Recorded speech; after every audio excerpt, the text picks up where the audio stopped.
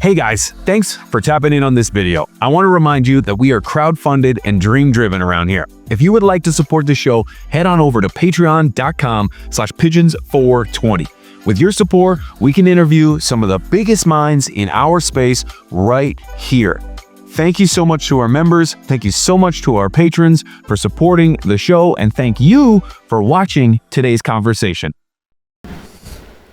Ladies and gentlemen, welcome back. We got the honor of sitting down with the man himself, Mr. Spartan Grown. Spartan Grown, good to see you, brother. Thanks, man. So glad you called me on the show. I'm happy to be on here. Absolute honor, dude. You've been around for a minute, man. You've been around for a minute. You're not just some new guy on the block here, bro. So this is long overdue. Oh yeah, it's just, to me, man, like coming up as just a grower, I always was watching shows. That's where I got all my information. It's like either word of mouth or watching shows on YouTube. I was just digested everything I could find about it, because if you try to go on forums and things like that, you just run into 30 different opinions that are telling you 30 different ways of doing things. And until I found like a YouTube channel of one grower's way of doing things, you know what I mean? And then look at another grower's to see how he does it. And then I can adapt what grows in my room. And it was just so much easier. I'm kind of a let me see it kind of a guy before, I learned. So it was cool when YouTube came around and people were taking that chance to get on there and spread that information. So now it's almost like, in my eyes, it's my way of giving back to the community that, gave so much to me. So I try to give out all the information that I learned as much as possible, because there was nothing that I hated more than the gatekeeping of information. We're all growing a plant, and a medicinal plant at that. So shame on you if you're going to gatekeep that information. It could literally mean somebody's life. Yeah, you're not wrong, dude. You're absolutely not wrong. And man, to start out, who did you start watching, dude, when you first started? Oh, let me see. So the guys that I can remember the most, and I remember I watched a few guys before this, but I can't even think of his name. But he dressed it all. They get a green. Everything over his face, the green guy. He had like those jumpsuits that covers everything. And then after him, it was like Mr. Tight and Med Grower and the Grow Tube Roundtable. Oh God. For Growly, there's a lot of Michigan guys because I'm from Michigan, so a lot of those guys. What was that? There's the Future Cannabis Project now. There's the Dude Grows Show. I forgot about them. I was on their forums way back in the days. I don't really get on there so much now anymore, but still, they have mountains of information over there. Yeah. I can't think. I'm leaving people out, but there's just so many. But yeah, those were the guys that I was kind of looking at a lot. The rest in peace, Subcool. Oh, the Weed Nerd Show. Come on. That was awesome. He was like a DJ, but with weed inspired DJ, Yeah, dude. So cool. Full of gems, bro. Rest in peace, man. Yeah, for sure. Absolutely. I still have a lot of his. It was funny, before the show we're talking about there's breeders and there's so many of them. I found a pack of. I got my hands on an old pack of Vortex seeds, which is my favorite Subcool strain, and really cool story actually. There was an old grow store that shut down a town over from where I live. And I happened to be working at a commercial grow at the time, and I'd be driving past there all the time, every week. And it's just this old shut down grow store. But every time, when they shut it down, I looked in there because I used to go in there and through the window, and all the stuff's still in there. They didn't take anything out of there. This was years, right, that sat. And then one time I drove past after work, and I looked and the doors were open. I'm like, what the? And I just pull right in. And sure enough, they were selling everything inside because there's a new owner. And it was like cash only and everything must go. So I go poking my head in there. I'm like, what am I going to find in this old grow store, And I kid you not, it was like those, like a TV moment when you come around the corner and like the light shines down from heaven and you hear the choir sing. And because there's where the old cash register used to be on the table or on the counter, there's this old display, Subcool the Dank, and it was just seed pack after seed pack after seed pack of all these old school strains. And they were asking face value, and the face value was what was on those seeds at the time. So like $50-$60 a pack. Wow. For a 5-6 pack. I got like Vortex and Chernobyl and Jack the Ripper and I don't know. I can't think of all of them off the top of my head now. I just thought they got so many. It's like all the cash I had. I called my friends. I'm like, guys, you got to get down. Bring your cash. You got to get it. We bought all the Chernobyl. We were looking for that at the time. So, yeah, that was a cool special moment. So I got that pack of Vortex seeds, and I ended up getting, there was 5. I ended up 4 popped, and which was a miracle that they popped because they were just stored in a old grow store. 4 popped. It was 2 males and 2 females. So I said, screw this. I'm going to stick them in a tent by themselves and just do like a mini open pollination and just do a seed increase. So I have a bunch of these Vortex, because the cool thing about, I shouldn't say cool, that's not the right word. The unique thing about Vortex is that the parents were lost in the fire.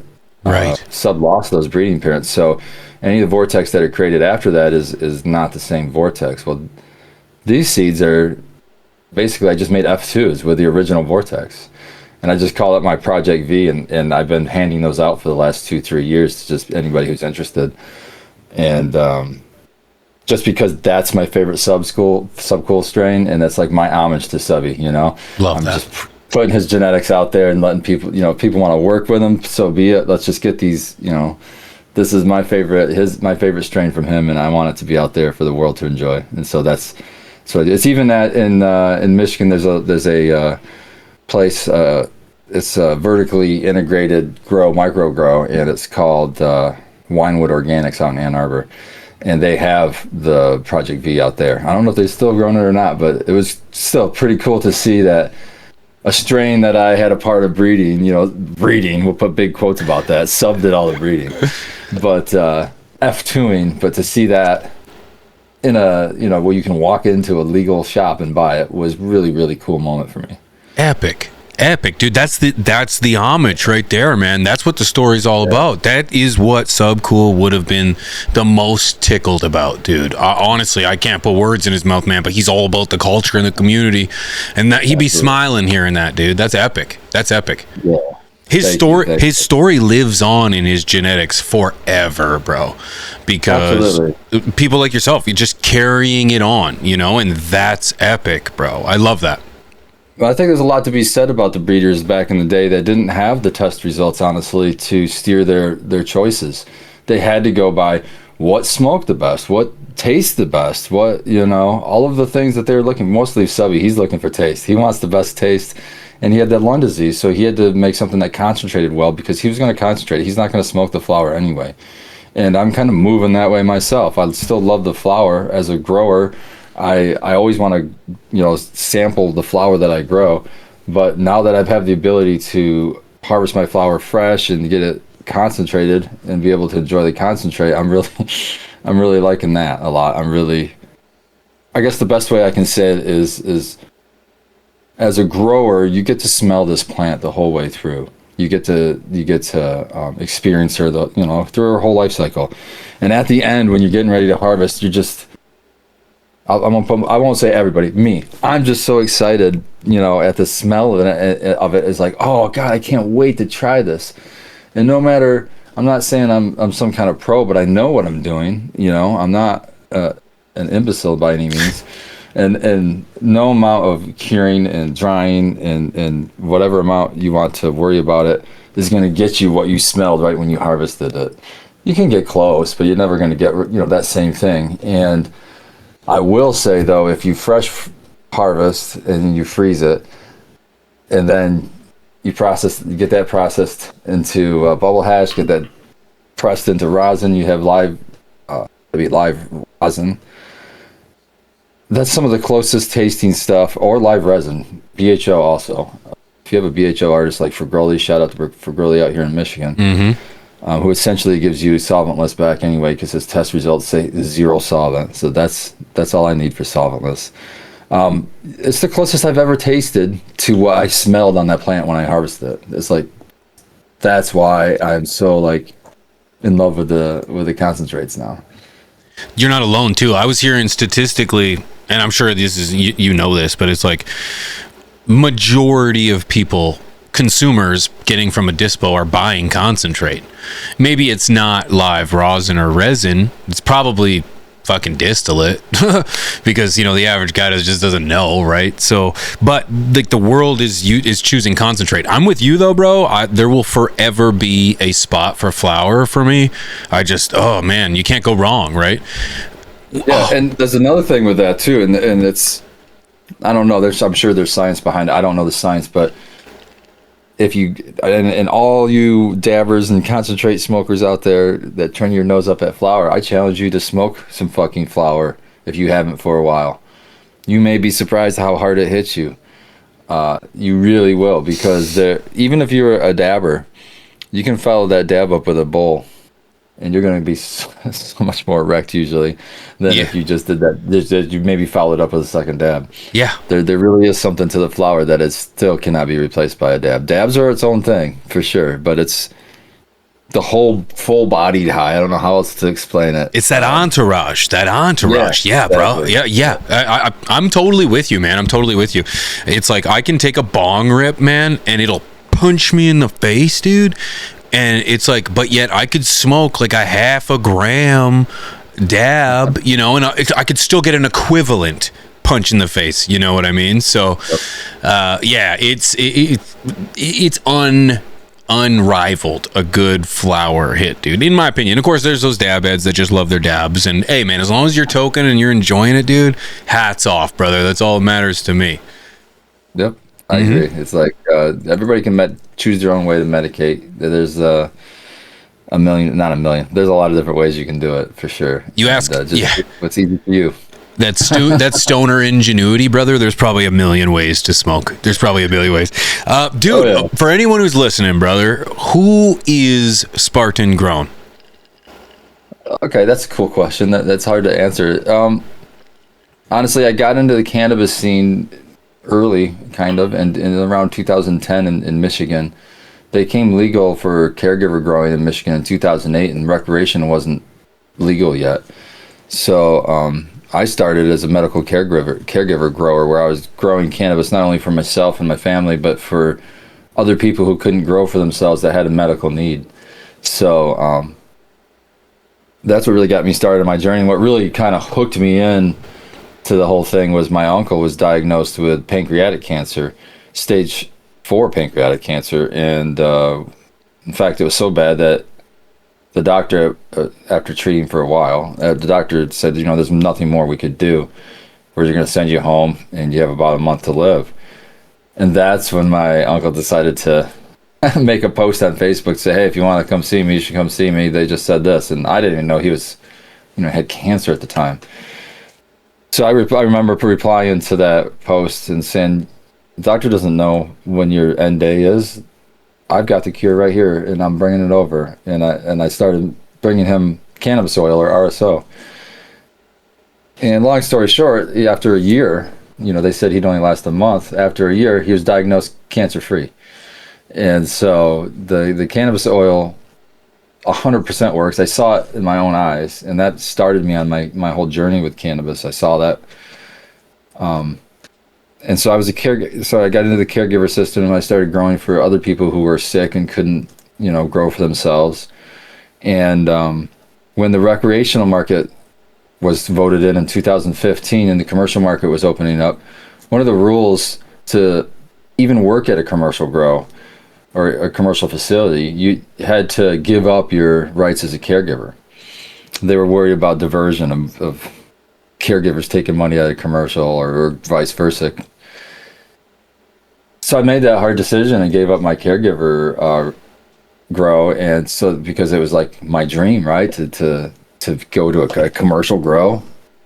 So I did that, and I joined a commercial grow at the ground level. It was called Mitten Canico here in Michigan, and it was a smaller grow. They had at the time they've only had a veg room up, and they were vegging in their veg room that they had up was their first flower room number 1. And they were using it as a veg room at first. And so when I got there, I helped them build all of the flower rooms out. The physical building was there, but build the literal tables, all of the equipment in there, hung it, and we got that thing up and going and operating well. It's still doing good to this day. I worked there for a few years, but then realized quickly that it wasn't really what I was about. And at a certain level at the commercial side, you have to make decisions that aren't for the best quality of the plant or the best product at the end, but what a customer may want, or not even a customer, what a dispo may want. Like, for example, if you had, say, for example, a really medicinal strain and you wanted to get maybe a whole room of it to have a lot available, well, that just wasn't viable at the commercial level because the dispensary wants a bigger variety, because the customer wants to come in and see a different strain every week and try something new every week. And if you have the same thing over again and again, that tends to not sell well. Now, at a medicinal side, that's a whole different story. If somebody's going in there for a medicinal reason and saying, hey, I tried that Gorilla Glue number 4 and it worked really well on my back pain, they want to go back in and see that same exact strain again and get it every time. So really, that's the falling right now, that's where the commercial side is failing, is it can't really seem to provide for medicine. They're providing for the masses, which, whatever, money talks, right? And so it got to the point to where we just had a falling out as far as how we saw things a little bit. And before I didn't want to be an employee that has a bad attitude, so I just stepped away. And I told them, I said, no hard feelings, but we just feel differently about some things, and I want to step away. And so I stepped away, and I'm still friends with a lot of people that work out there still. So, and then I ended up getting with Thomas at Grandmaster LEDs, and I've been working with him ever since. I actually opened up the U.S. distributions in Jackson, Michigan. So I run the warehouse out here. So all of the lights that people order that get shipped to their house, I've usually touched at least twice. I've unloaded it from a truck and I've thrown it back on a truck to ship it out. So I appreciate every one of them, though. I appreciate every one. And that's kind of where I'm at. Oh, and then I also have another side of me is usually during the better weather times here in Michigan, so like in the summertime and stuff, there's these cannabis festivals and music festivals, things like that. One of the ones I really like is called there's two. There's Third Eye Crafter Fair that happens all year round, and then there's the Gems and Genetics events that they have out here in Michigan, and they often have me out there as a speaker, and I enjoy speaking there on different cannabis activism stuff. And I've also had the pleasure of working with the Michigan Weedsters, which is a group out here in Michigan that works at the state level for cannabis reform, and I've been able to speak at the state capitol steps 2-3 years in a row now, which has been pretty sweet. And to be able to smoke, in protest right there on the state capitol stairs is a great feeling, I got to say. So I have got some activism behind me too, and I've been able to. They have lobby days where I get to go up there, and they'll break us up into groups, and we'll talk to our different lawmakers and explain to them why whatever law they're trying to pass at the time doesn't make sense, or what laws they should adjust, or just to be able to talk to lawmakers is great, because a lot of them just have zero clue, and to give them some common sense and to be able to let them just ask you questions and get informed is awesome. I mean, the biggest hurdle we have in cannabis is still ignorance. It's just the ignorance. You're fighting against centuries of brainwashing in schools. That's pretty hard to push against. So you either have to wait for these old people to die or to educate themselves. Those are the only two real choices we have. And unfortunately, we're typically waiting for them to die. Yeah. When it talks about when you're talking politics, anyways, dude, what do you think? Just to kind of feed off that, what do you think of the rescheduling? Are you big on behalf of rescheduling? Skeptical? Yeah, I'm big on rescheduling because it's a step in the right direction. And what does that mean? That means that it is less illegal now than it was before. Well, it will be once it actually goes. And am I happy with where I don't think that's a stopping point. I mean, if we look at it as that's a stopping point, we're not going to move anymore, then of course I would not be happy with that. I would want it to not be regulated at all. But it's better than it was. And so I can't be mad about it.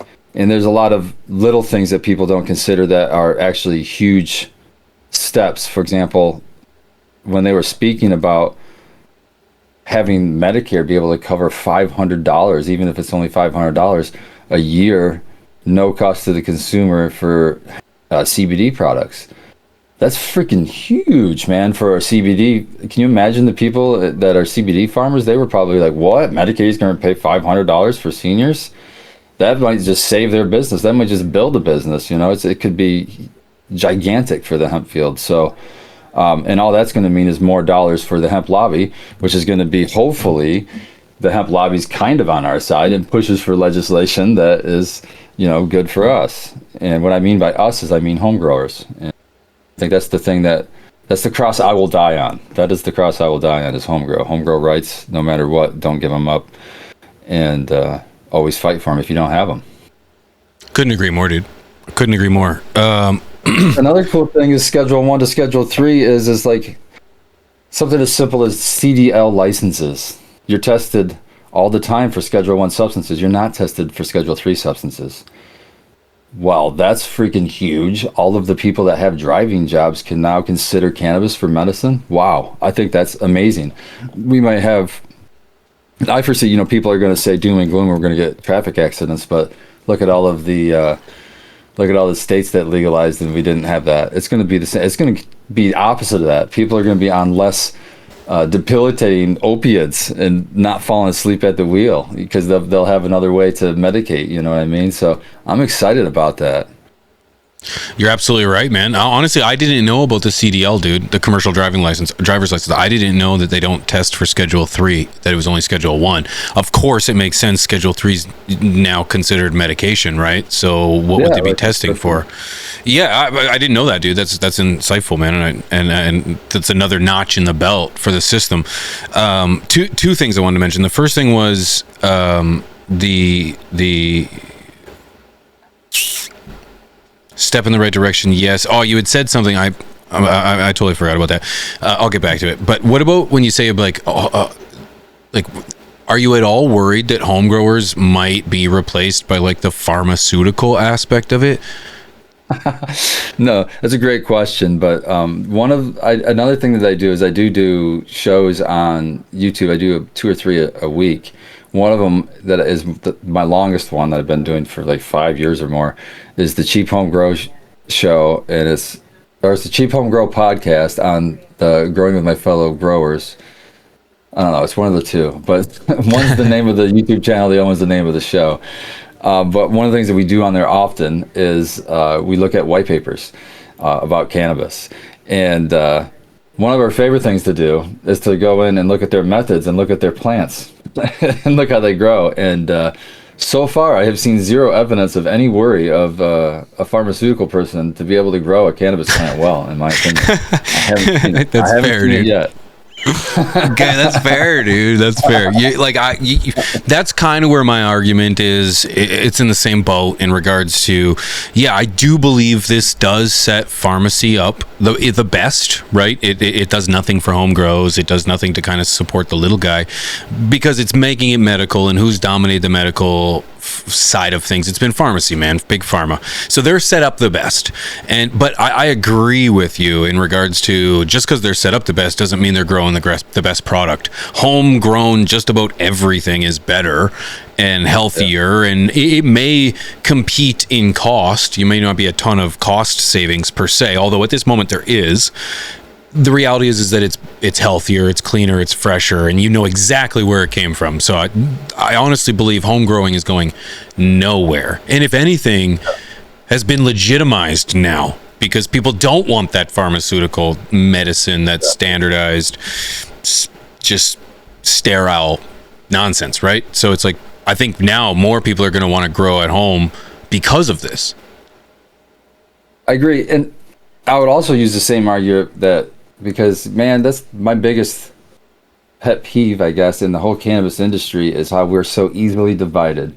We so easily put ourselves into little groups, and then once we're in little groups, like I can pick just fucking synthetic versus organics, right? And then that's not good enough. Now we're going to be in our organics, and we're going to say you're not organic enough because you got to do it this way, or you got to do KNF, or you got to do,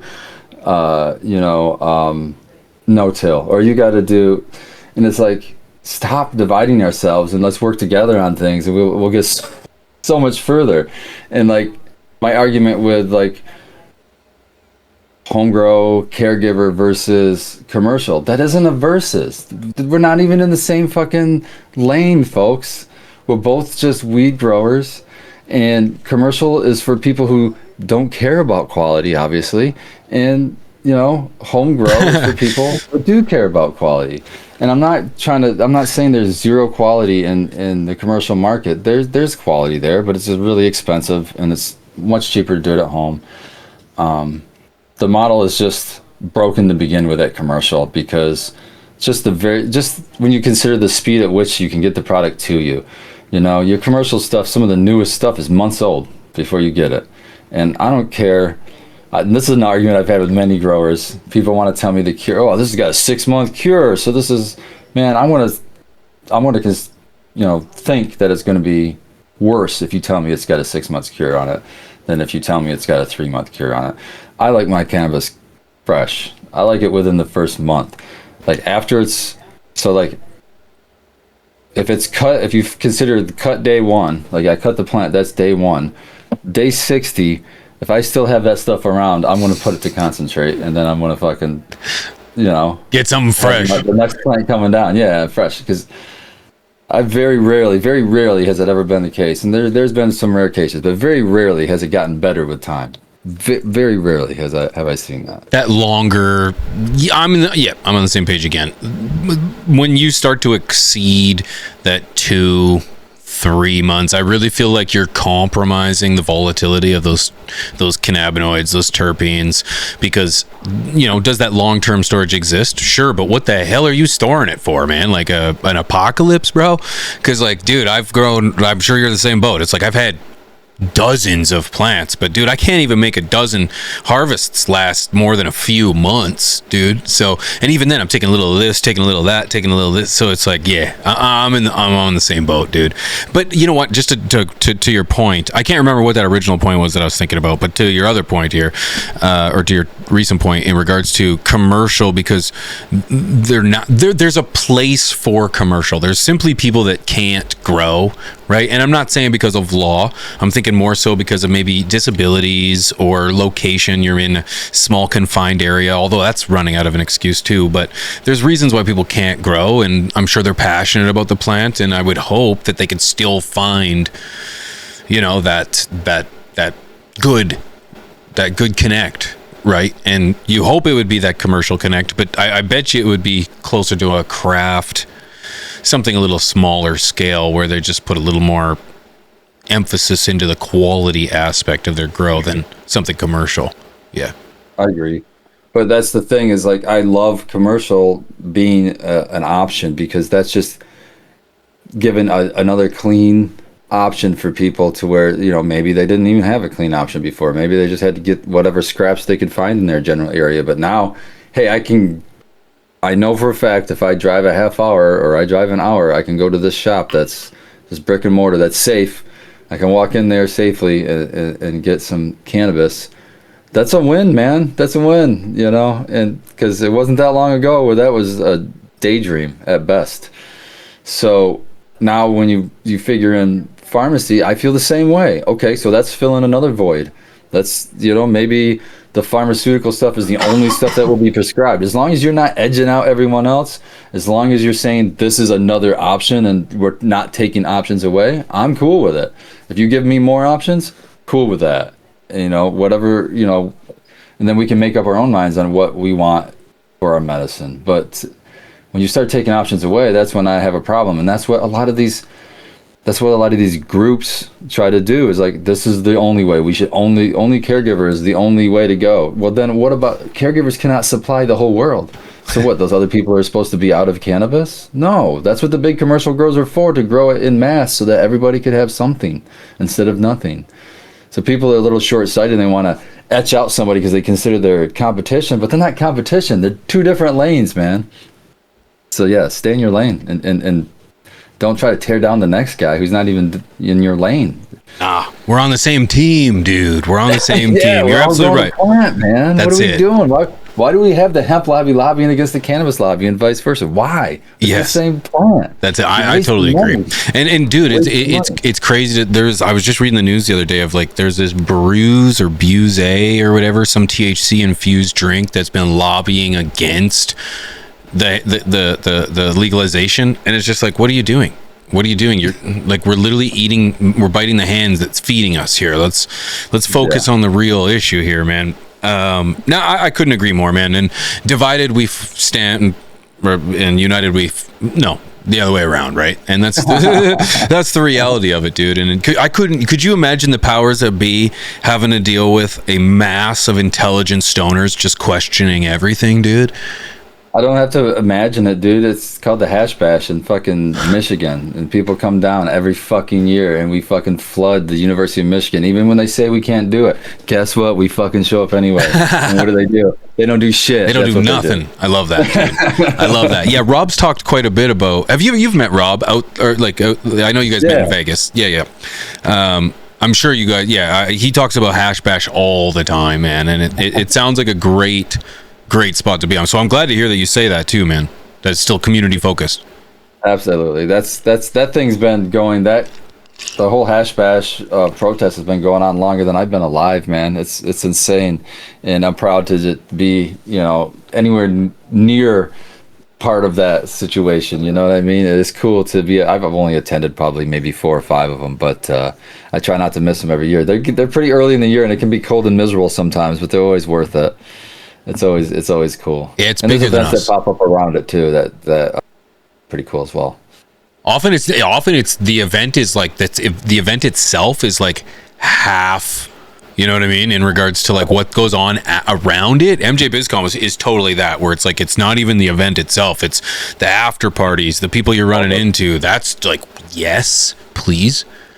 Honestly, yeah, and MJ BizCon for us is more like the networking. Yeah, is more like, it seems like that's what's more, you get more networking opportunities that tend to pan out than real like we don't tend to do a lot of sales on the floor. You know what I mean? Right.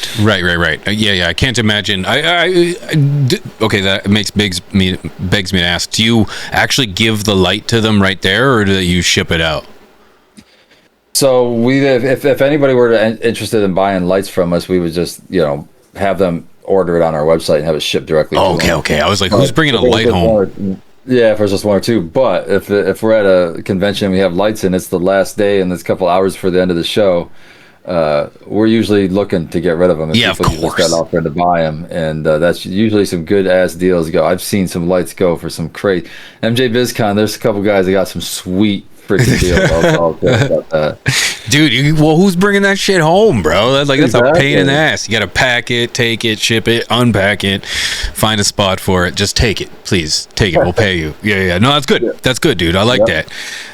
One question I want to ask, dude, is where does Spartan Grown play into your methods and your madness? Spartan Grown for me was like my online persona that I built before I could show my face. When I had a job that I would have lost if I'd have tested positive for THC, and so and that was me on the just watching the shows, never really speaking. Maybe on a forum as Spartan Grown, I might ask a question and get some responses back and forth, but never would I be even my voice wouldn't have been online, until I was just like home grower for a while and a caregiver, and my Instagram actually became my my what would you call that, my resume when it came to getting a grower job. Because I'm not kidding, this sounds cocky as shit when I think about it, but when I walked into the Mitten Canico, I was meeting the CEO, who was also a grower. Used to be a caregiver, so it was a caregiver turned commercial, which was right up my alley, right? So, and I knew that, so I was going to meet him. So I just brought some of my fucking latest bud. I just thought, I'm just gonna bring him what I fucking grow. This is a growing job. I'll show him what I can grow. So I came in there and I just brought him my bud, and I'm like, I didn't bring a resume, but I brought some bud. And I said, this is what I grew. This is my latest stuff. And we talked about it, and we walked around and we talked grow and pointing out things and shit. But half hour, 45 minutes, the conversation, and he's already offered me a job. So it was a pretty sweet situation. You knew what you were doing, brother. You knew what you were doing, right? You know, dude. Yeah, that's it.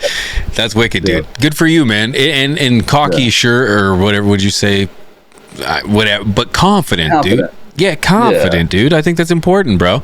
And man, your work will speak for itself. So that's pretty dope, dude. And I can kind of relate to the idea of having like a moniker, because I didn't show my face for like the first 8 years or so, 7 years or so, and yeah, same thing, just needed a moniker. But dude, your Instagram is like now fully out there, dude. You've got the check mark, which means you've given them your firstborn, correct? Oh, I didn't get the check mark. I told them they can't have my firstborn. That's my only Oh, you didn't get a check mark? Oh, I thought you had one. Oh, no, okay, my bad. No, I refuse to. I don't know. There's something about me, the old coot in me. Or maybe that's, one of my early mentors, Jim O'Clactimus Coot, man. Love that dude. Yeah, man, long time. But yeah, he's rubbed off on me a lot. So yeah, when it comes to like the mainstream stuff, and like, you want me to pay to get a check to say that I'm me? You can, right? Okay, Instagram, you have to pay for it too. I didn't know that. Yeah, well, you can pay for it, or you can submit like your ID and stuff and all that stuff. Yeah. Oh, okay, like, okay. How about having this Instagram channel for the last fucking 10 years? Yeah, right. Yeah. Out for anything, huh? No, I ain't paying. Yeah. I ain't doing the check mark either, dude. I thought. You have your name on your Insties, though, don't you? Or yeah. Yeah. I put everything out there. It was once I put my face out there and my voice and that's probably about 5-6 years ago now. Shit, man, longer than I don't know. At least 5 years ago, and it was so freeing though. And then I was like, I don't give a fuck. I also had went through a divorce at that time, so I had the kind of don't give a fuck attitude. Mm-hmm. So it's like, whatever, my fucking world is burning around me anyway. Burn everything. This is me kind of a situation. So yeah, it's all out there now, and there's people that know me more than I know myself. They'll come up to me. It's such a strange, surreal feeling when you're at an event or whatever, and somebody comes up to you and reminds you of something that happened in your life that you've forgotten about or something. It's just like, wow, crazy. Yeah, dude. There's actually eyes. There's actually eyes on the other side of the screen. They're watching and they're paying attention, dude. Yes. Yeah. It's crazy when that happens. That happens to me too. It's like, whoa. It's like, I really told everything. Okay, no problem. That's why I thought that. Okay, that's why I thought you had your check mark, was because your name was on there, and I thought, yeah. I don't want to put my name out there, like, so I haven't. I'm just Pigeons. That's who I am. It is my name.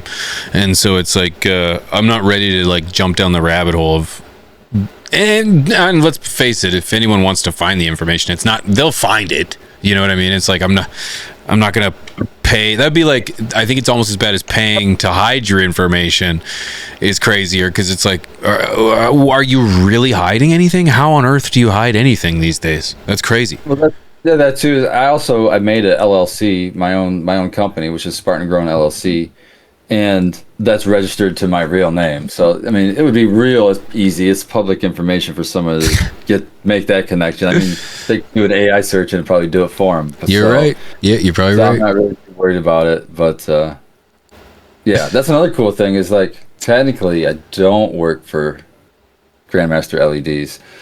I have my own entity, and he's contracting you. Third party. I'm contracting me. So yeah, but I work for Grandmaster LEDs, man. That's my homie, and I'm gonna run that warehouse the best I can, as I have been doing. And he treats me well, man. He sent me out to MJ BizCon. I didn't pay a dime for any of that. I've been to Barcelona, we went to Berlin, we've been to Toronto. We're going to be up at the Grow Up Conference in Vancouver coming up here in January. So yeah, man, he treats me really good, so I'm happy to be part of the team.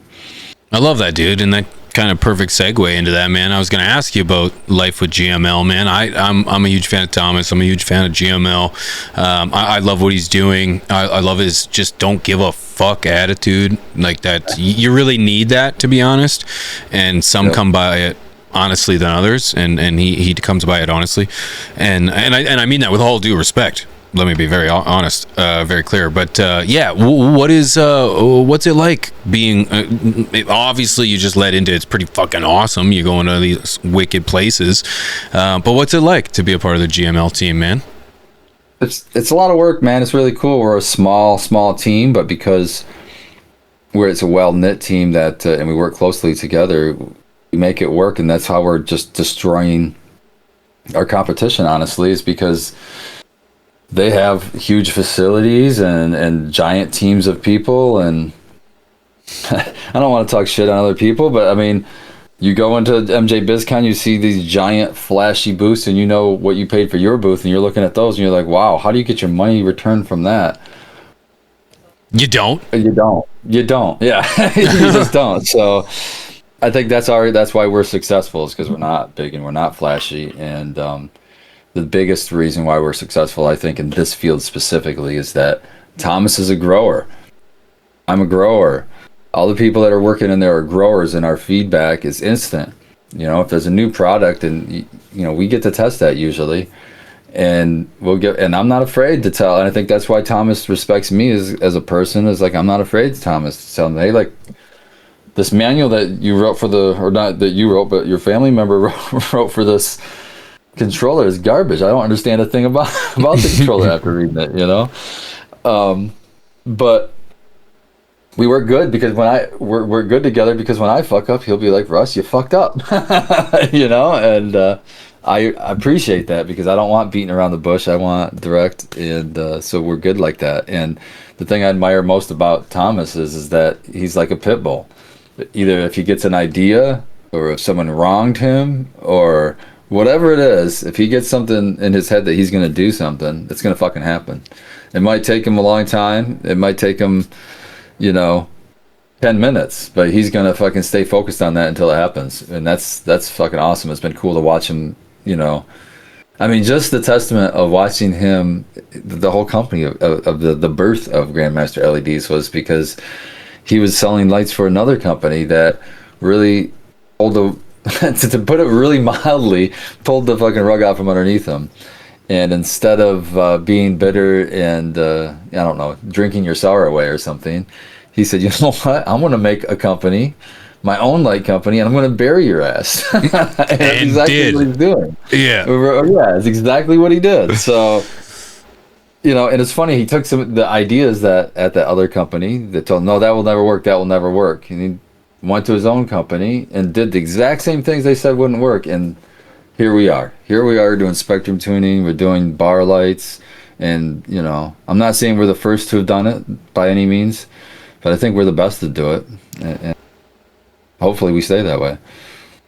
There's something to be said about that, dude. You know what? I'm a huge fan, like I said, and I admire the idea of going. I'm trying to get Thomas on the damn show to have a conversation. He's like a white rhino, brother. It's hard to get him to tame and get him in one space.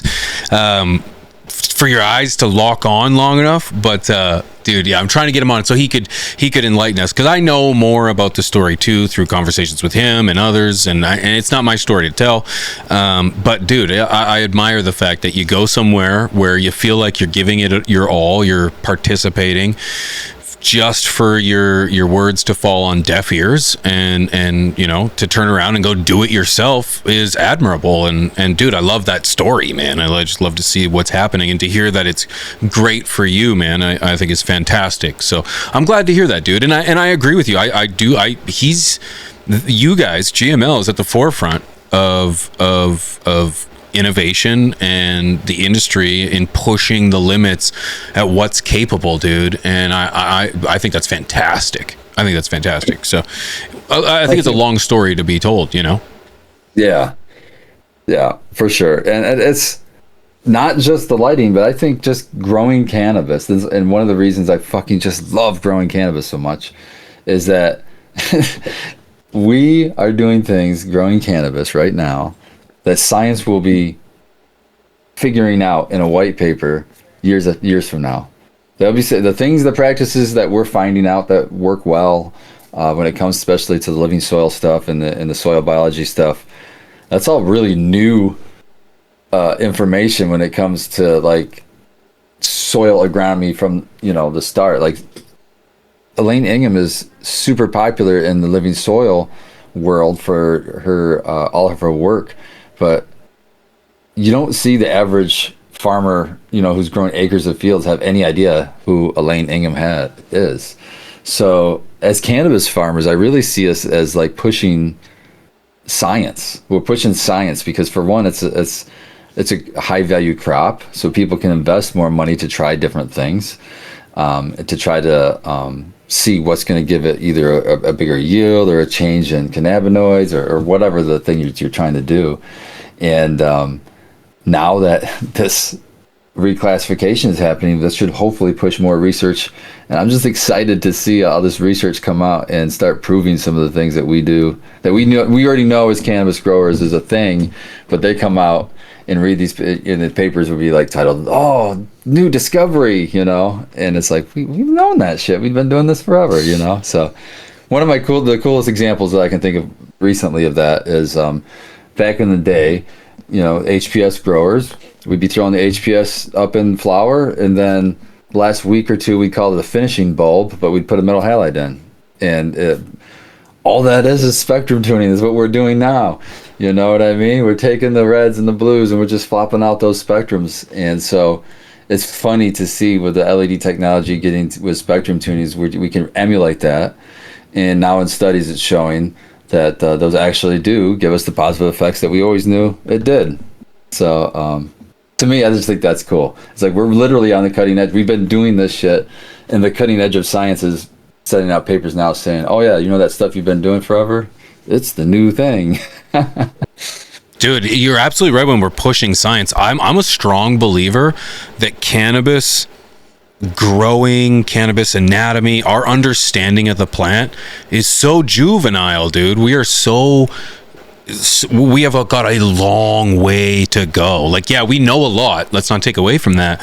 But we know nothing. We know nothing. We have not had access to even long-term effects on like people at a mass using cannabis. Like we've got like very few examples of like the Willie Nelsons in the world where it's like we actually got to see them use throughout their lifestyle. It's like we have nothing. We have a few studies. I think somewhere they say like 30,000, which is still pretty weak. I bet you there's millions or tens of thousands of studies on Tylenol and fentanyl and all these other alls and all these other pharmaceutical drugs where it's like we know so much more.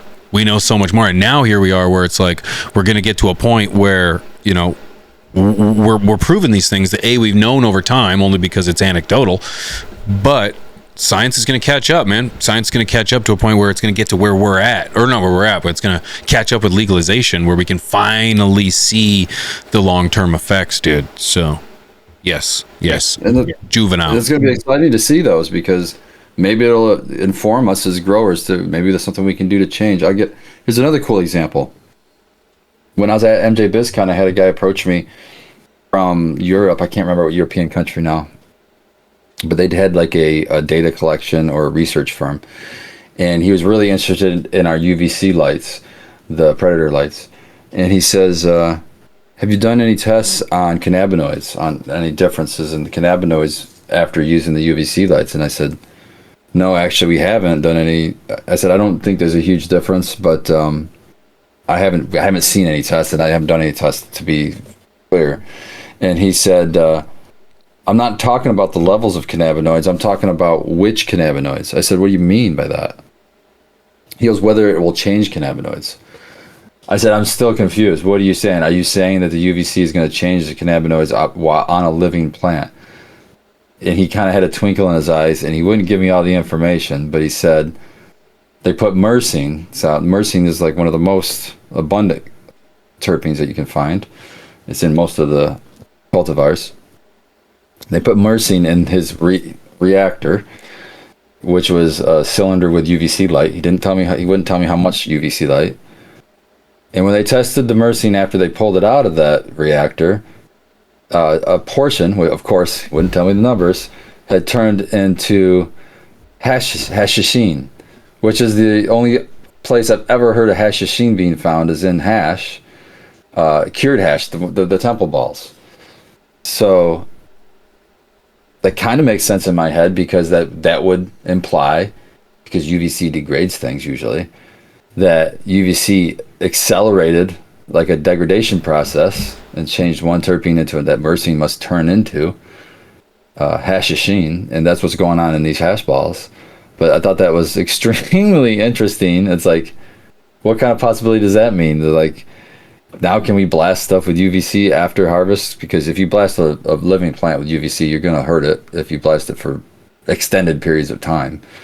So I don't know what the time periods were or whatever it was, but if you could change what kind of terpenes you have in a plant by just blasting it with some UVC light after the fact, that could be a fun little experiment to play with too. I think so many there's something there, dude.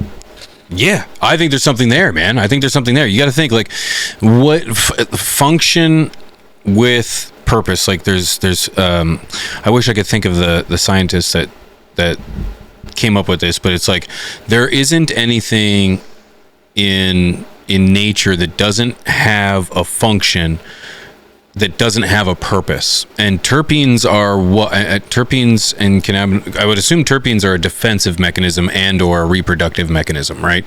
They're either a deterring pest enemies or attracting mates. That would be my first. I'm sure there's more reasons, I just can't think of them right now, but it's like, the only other thing I can think of is attracting something to it, like if you're attracting a bug, and you're like a bee. That thing. Yeah, a bee or something to pollinate. Yeah. Okay, and I could argue that's reproduction. No, yeah, maybe. But anyways, yeah, that's a good point. So a mate, someone to continue its process, and then defense. So it's like, you would think that in places of the world, like, I'm just going to use my ignorance, and in Africa, they, based on the skin tones of people down there, they're darker skin toned, and that's because of the amount of melanin or melanin, yep. something in their melanin, this stuff in the skin, right? And it's a defensive mechanism to protect against the sun. It's the sun's rays, right? I think that's it. I'm really not fully aware of what I'm talking about, but I'm thinking that, like, to apply that to a plant, it's like, well, it would be producing these terpenes and these cannabinoids to either do one of those things, to either protect itself, to attract a mate, or something to carry on its lineage. So it's like, it would make sense that if you're blasting it, particularly with another spectrum, that you're going to kick that plant into some form of those methods. It's either going to be defensive or whatever, right? So I wouldn't doubt, dude. I wouldn't doubt that there's something to that plausible argument. Well, then it gets my mind wandering, and it's like, okay, now if that works with the UVC wavelength, will that work with red? Like, if I, at a certain point in the flowering cycle, if I blast it with a lot of whatever, red, 60 red, whatever, the special unicorn nanometer, whatever. That one, yep. Whatever it is. If I blast it with that, and am I going to get this awesome response to where I can change the terpene profile of the plant that I already have and get two different results? So if I blast it with this light, I get one result. If I don't blast it with that light, I get a different result, and then get two different medicines out of one plant. That's fucking huge. That'd be insane, man. Just by flipping a switch, dude. Yeah. Yeah. I was talking to a farmer who's got a small production facility in the city where I'm from, and he was telling me that because these production companies, like, just familiarize themselves with like one or two genetics in some cases for a long time, and they were saying they switched over to living organic soil from just regular inert media, and they said that in their genetic that they were producing for the shelves, when they switched to LOS, it essentially started to produce another terpene that was not regularly seen in their previous runs. And I just thought, damn. So again, I don't know how much studies back that up, but it's like, to think that, like, you could have one seed, but that seed grown in that clone grown in multiple different medias in different spectrums could give you. It's just insane. It's insane to think that you could get multiple products. That's why I think my opinion is, like, at home in my home garden, I have just a 1 liter, 2 liter. Yeah, I have living soil. It's a living soil that's been freaking years old. I just amend the top when I harvest, and that's it. And just keep rolling in the same stuff. And it's sub-irrigated. They're sip containers. But I also have my buddy and I have a grow called Trichome Forge on Instagram, and that's all just, it's like a mini Canica.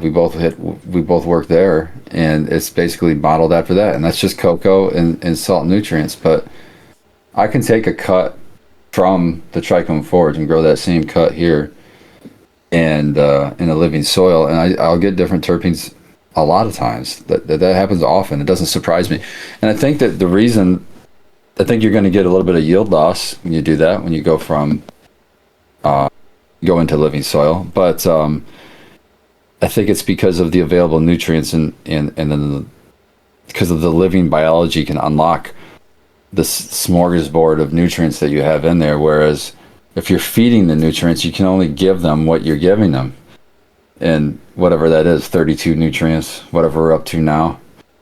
Used to be 8, then 16, then 32. I don't know. We might be up to 64. Whatever you're feeding, however many different elements are in that. You don't have all of them. You don't have all the elements in there. I can tell you that. But living soil might, and it might be that, like tiniest amount of whatever the hell, some fucking minor like molybdenum or something, which will help you to get more purple. And if you don't have the molybdenum, you're not going to see as dark purples.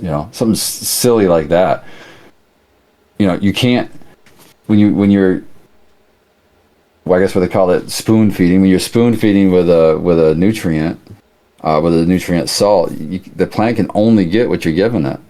But when you have a living soil, that whole bed could, depending on what you've top dressed and what nutrients you've put in there, it could have way more available nutrient than what you're spoon feeding when you're giving it a salt nutrient. So it makes sense to me that as long as it's got that, that buffet to feed from, and it's got it. It should be able to outperform that salt one when it comes to, everything it needs. When it's sending out its exudates and say, hey, I need a little bit of this, I need a little bit of that, here's some exudates, give me that. It's getting that to where at the salt base, it's only getting what you're giving it every time, the same meal.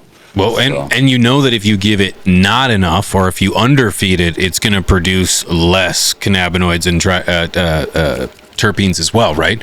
So it would only lead that if you do feed it more and other, that there would be a different result. It's the same thing with like humans. Now, horrible result, but it's like if humans eat too much sugar and carbs, you get like gout, right? You can get diabetes, but you can get a lot of things, right? So it's like, yeah, the heart kind of, or the body reacts differently, and the plant, I would assume, reacts differently based on its nutrition, man. I don't think that's too far-fetched to believe. Not at all. No, absolutely. It's like, just like you can crop steer with nutrition, you can crop steer now with light too, and I'm sure someday we'll figure out how to crop steer with environment some way, not just the light, but like maybe with adjustments with VPD, the whole relationship of the humidity and temperature, to get like, when you have it one way, those stomatas are going to be open and they're going to be pumping tons of, uptaking a lot of water, but they'll also be pushing out a lot of water vapor through those stomata. It's almost like a straw. It kind of keeps them uptaking. When that's happening, that's usually good. That's usually full growth because it's uptaking all the minerals, and you're stacking usually in flower or something. But if you had the environment in such a way to where those stomata would close, like say for example your humidity is way too low, the stomatas are going to close and they're not going to uptake anything. So good luck getting it to pull up any nutrients when it's keeping its stomata closed and not letting anything out to begin with. So to have that understanding is what's going to make you a better grower. It's like all those interplaying things, and it sounds super complicated, but all these days when when you're doing different tasks like trimming your weed, you can just listen to a show that explain it to you a little bit, and it really does make huge differences when you sit down and buckle down and say, okay, let's be serious about this thing and let's make this space, perfect for a cannabis plant. And I think that's the biggest hurdle to get over for most people. A lot of people get trapped into, I'm old school, I guess, but a lot of people get trapped into, I'm going to throw a tent up and I'm good to go. Well, man, a tent, just like a tent in camping, it's a temporary thing. It shouldn't be your go-to, unless I guess if you're renting, you have to, you're stuck. But I really encourage people, if you have the space, you could take that tent down and build a room with the same exact dimensions, but then put insulation in it. And that can really help you with your power consumption, because you're not running your HVAC as much, because now your room is insulated. Or I've even built rooms inside of rooms, kind of like tents. But the big room is the long room. That's what you temperature control, and then you just use fans to pull that temperature controlled air through your rooms. It can really save you a lot of money and still get you really good results. And being able to seal it. Like a tent, I don't think you can seal a tent really well. So if you wanted to ever add CO2 or something, you kind of screw yourself out of that. So tents are great temporary structures, but it's getting carried away. Yeah, you're not wrong, man. Yeah, you're absolutely not wrong. The goal to me would be sustainability and try to make it the best system you can. And yeah, even as good as controllers are getting today, it can be quite tough to get a tent with multiple holes in it and almost no insulation to retain any solid temperature for any period of time. So yeah, I do agree with you. They're temporary, man. And yeah, we push them a lot. I used to have a room, and I went the other way. I went from having a room to tents because I just wanted more spaces in the small space, right? But yeah, okay, divide it up. Yeah, rather than putting up 2x4s every time I wanted a new space, it was just okay, 3 tents and we're good. But no, you're right. Keeping the consistent temperature in a tent is very, very difficult. And takes a lot of automation and a lot of oversight. Where do you, sir, see Spartan Grown, Russ, in 5 years? In 5 years? Yeah, dude. Dude, man, I don't know. I never looked that far in the future, to be honest with you. But I don't know. Hopefully doing about the same thing I'm doing now, because I'm living the dream, right? So, amen. I mean, I get to grow cannabis at home without much hassle. I get to smoke it most anywhere. Maybe that's not legal, but nobody's fucked with me yet. And man, like, I gotta be honest, man, I've never found another community, and I'm including church. I'm looking at you, church, including church communities. The cannabis community is still the most welcoming, loving, forgiving community I've ever been a part of, and I don't foresee myself ever not being a part of it until I die. But maybe I'll be back and haunting people after that. I don't know.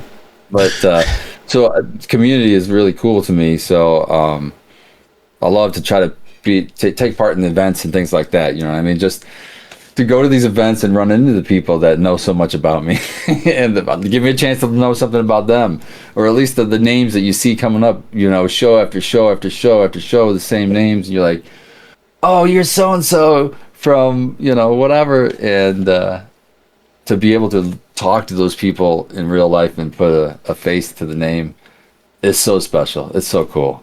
And I don't think I'll ever get sick of that. So I'll probably sneaking around these events till the day I die too, I would imagine. But yeah, 5 years from now, I hope that I'm doing the same thing, man. I hope I'm doing the same thing I'm doing now. Maybe a little bit better off in life. But I don't know how that could be unless I hit the lotto or something. Dude, you know what? Opportunity always comes knocking, man. It's like the reality is like I don't know if you've ever heard the analogy of when you go to work, and if I asked you this morning how many red cars you saw, and you would try to think how many red cars I see, I don't know, 1, 2, but it's like, okay, well, if I told you the next time you come to work to look for all the red cars, you'd probably come back with a more specific answer. And the reality is the same thing works with opportunity. If you're not looking for it, you won't find it. But if you're looking for opportunity, there's a lot more there than you think, and it passes by us every single day. So, dude, I think you're doing amazing things. I think you're well focused. You've got a good head on your shoulders. You surround yourself with good people, and that's very important, dude. And you're doing a lot of things on YouTube, podcasts, show, garden, work. It's incredible. And keeping yourself busy, dude, is half the battle, I think. So I'm glad to see you doing it. I'm glad to see you doing it well. If anybody wanted to support you or check out your work, where could they do that? The best place to check out my stuff is going to be on Instagram, and that's at Spartan Grown, all one word, no spaces or anything like that.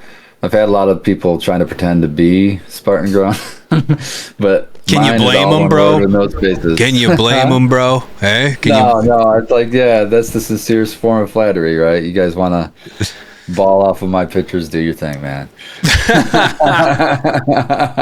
It's a weird habit, dude. That's a weird thing, but you're right. Yeah, you're right. Pay attention out there. But other than that, you can shoot me, if you don't do Instagram, you can shoot me an email, spartangrown@gmail.com or russ@gmlarmy.com. And I can help you with lights. I can help you with growing. And probably that's about it. I wouldn't really trust myself with giving advice about anything else. anything else. Well, it's tried, tested, and true advice, brother. Thank you very much for giving me a moment of your time. I really appreciate it, dude. I encourage everyone to go check you out. And I look forward to the next time you and I see each other in the next meetup, next locale. Maybe Miami, dude. Hell yeah, man. We'll be looking for you. Wherever I go, we'll be looking for you. Hell yeah, brother. Hell yeah. Thank you so much for being here, man. I really appreciate it. For everyone else, thank you for tuning in. We'll catch you in the next conversation. Peace.